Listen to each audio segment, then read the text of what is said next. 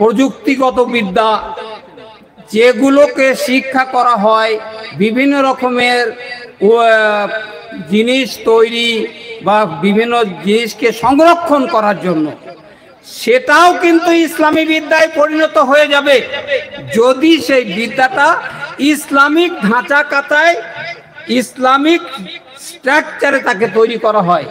অর্থাৎ প্রথমে ওই ইসলামিক যে জরুরি জিনিসগুলো সেগুলো যদি আমাদের মধ্যে ভরে দেওয়া হয়, কোনো একটা ছেলের মধ্যে ভরিয়ে দেওয়া হয়, তারপরে তাকে যদি এই সমস্ত শিক্ষা, ডাক্তার বলুন, ইঞ্জিনিয়ার বলুন, আরও কিছু উচ্চ শিক্ষায় শিক্ষিত হোক, এই ধরনের, তখন আর কোনো অসুবিধা হবে না। অর্থাৎ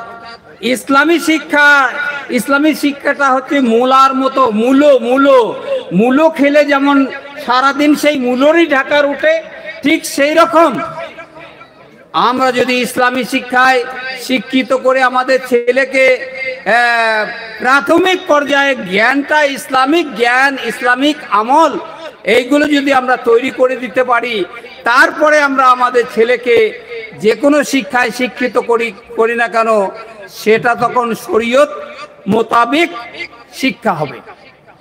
তাই আমি আপনাদেরকে আহ্বান করব, আমরা যে শিক্ষা দেব কোনো ছেলেকে, নিজের ছেলে মেয়েদের মানুষ করব, তো মানুষ করার আগে তাদেরকে একজন মুসলিম, একজন মুমিন তৈরি করতে হবে।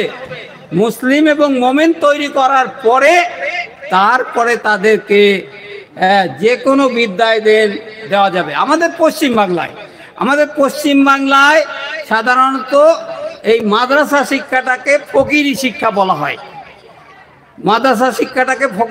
বলা হয়। কিন্তু আসলে কি এটা ফকিরি শিক্ষা? কোনোদিনই না, এটা ফকিরি শিক্ষা নয়। যদিও এখানে অধিকাংশ গরিবের ছেলেরা শিক্ষাটা অর্জন করে, কিন্তু এটা ফকিরদের শিক্ষা নয়।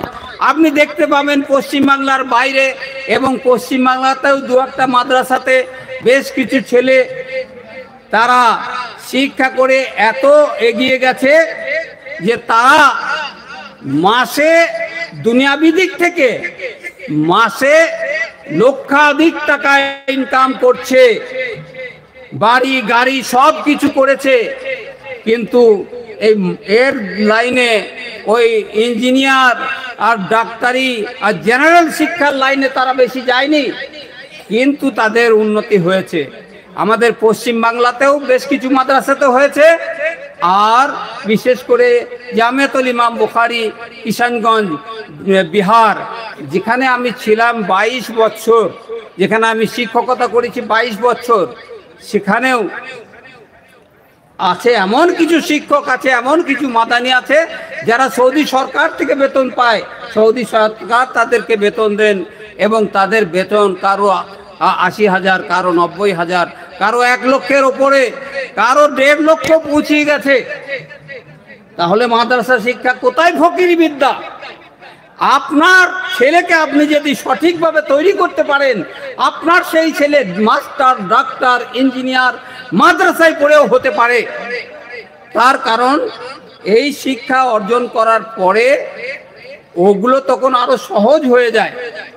জানেন, আরবি এমন একটা ভাষা, যে ভাষাটা যদি শিক্ষা করে নিতে কেউ পারে, তাহলে অন্য ভাষাগুলো শিক্ষা করা তার কাছে সহজ হয়ে যায়।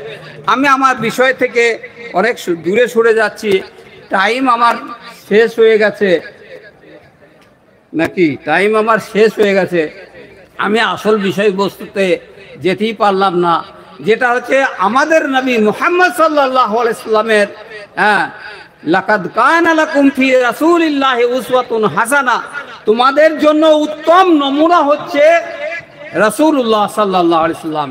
রাসূলুল্লাহ সাল্লাল্লাহু আলাইহি সাল্লামের জীবদ্দশায় শৈশব থেকে একদম বার্ধক্য পর্যন্ত, বার্ধক্যে তো উনি খুব অল্প সময় কেটেছে, 63 বছর বয়সে ওনার ইন্তেকাল হয়েছে।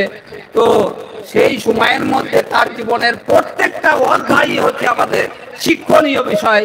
আল্লাহ তাআলা আমাদেরকে এই শিক্ষার মাধ্যমে এবং এই শোনা, জানা এবং শোনা